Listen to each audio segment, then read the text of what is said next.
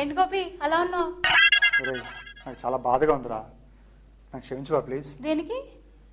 ఒరేయ్ నాకు ఈ మధ్యన ఎందుకో మతిమరుపు చాలా ఎక్కువగా ఉందిరా. దానికి నేను క్షమించడం ఎందుకు? అది కాదు రాదా, నేను రాత్రి నిన్న రూమ్కి రమ్మన్నాను, అంతవరకు బాగానే గుర్తుంది. కానీ ఆ తర్వాత నువ్వు వస్తానన్నావా రానన్నావా అది మాత్రం గుర్తులేదురా. దానికి ఇంత బాధపడ్డం ఎందుకు? రానంటే గుర్తు, కానీ అది నీతో అన్నానా, సీనుగాడితో అన్నానా, రాజుగాడితో అన్నానో అది మాత్రం గుర్తుకులేదు.